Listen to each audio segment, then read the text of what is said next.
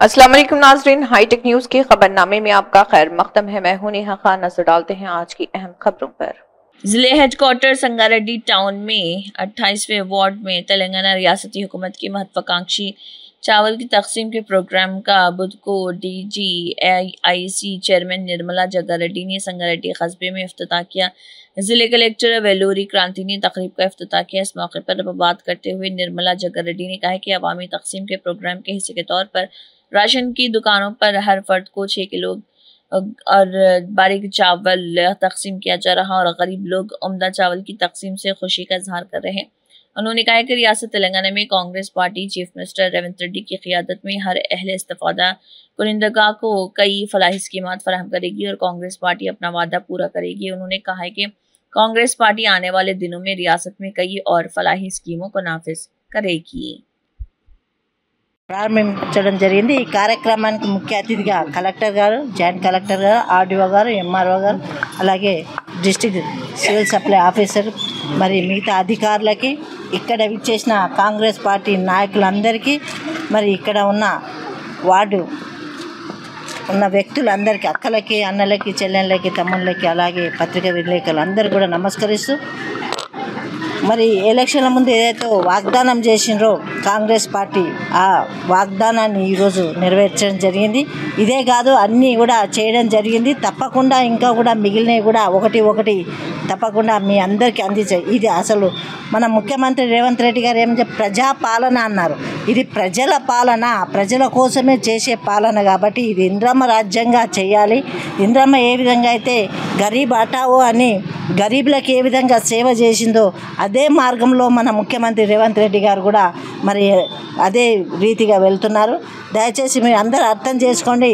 ఇప్పుడు ఈ సన్న బియ్యం ఇస్తున్నారంటే గతంలో ఇచ్చిన బియ్యం నేను చాలా మటుకు చూసిన, అవి బజార్లో అమ్ముకొని డబ్బులు తెచ్చుకొని వేరే బియ్యం తెచ్చుకున్న రోజులు ఉన్నాయి। మీరు చెప్పకపోయినా నేను చూసిన, మరి ఆ బియ్యం కూడా ఎట్లా ఉంటుంది, ఎంత తినకుండా ఉండేవాళ్ళు అంటే ఆ బియ్యం చూస్తేనే ఇప్పుడు కంటికి మంచిగా అనిపిస్తేనే కడుపు నిండా తింటాం। అవి కళ్ళకి మంచిగా లేవు, పురుగులు లుకలుక మన పురుగులు వస్తుండే, బ్యాగ్ ఇప్పంగానే మళ్ళీ గడ్డలు కట్టి పౌడర్ అయిపోయి జల్లడ పట్టిన కానీ తినే పరిస్థితి, ముక్కబట్టిపోయిన బియ్యం ఉంటుండే। కాబట్టి మన ప్రభుత్వం, కాంగ్రెస్ ప్రభుత్వం వచ్చిన తర్వాత బీద ప్రజలు కూడా మంచిగా ఆరోగ్యంగా ఉండాలి। మంచిది ఏదైనా ఇచ్చినాము అంటే ప్రభుత్వం ఇచ్చిందంటే దాన్ని ఉపయోగించుకోవాలి, కానీ ఏదో అమ్ముకొని ఏదో విధంగా సొమ్ము చేసుకొని వాళ్ళకు వచ్చేది ఇంత దాంట్లో సర్దుకొని లేకపోతున్నారని చెప్పి మరి ముఖ్యమంత్రి గారు ఈ పథకం ఉగాది రోజే స్టార్ట్ చేసిండ్రు। మరి ఈరోజు మీ దగ్గర 2వ తారీఖు రోజు మరి ఈ పంపిణీ కార్యక్రమం మరి చేయడం జరిగింది। ప్రజలారా మరి గ్రహించండి, మాట ఇచ్చిన ప్రభుత్వం తప్పకుండా నెరవేరుస్తుంది। మీ అందరినీ కూడా, ముఖ్యంగా మహిళలను, ఒక్కొక్క మహిళను కోటీశ్వరాలను చేస్తాను ముఖ్యమంత్రి గారు అన్నారు।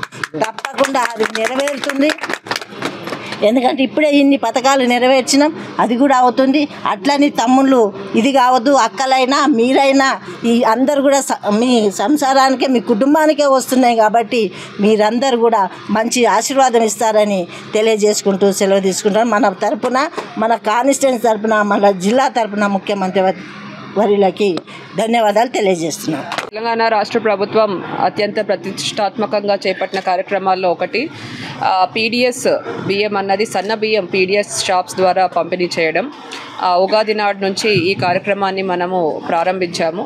మన జిల్లాలో ఉన్న 846 రేషన్ షాపులలో మొత్తం 3,78,000 రేషన్ కార్డులకు, అంటే మొత్తం 12 లక్షల పై చిలుకు మందికి, ప్రతి వ్యక్తికి కూడా 6 కేజీల చొప్పున ప్రతి నెల కూడా సన్న బియ్యం అన్నది మనం పంపిణీ చేయనున్నాము।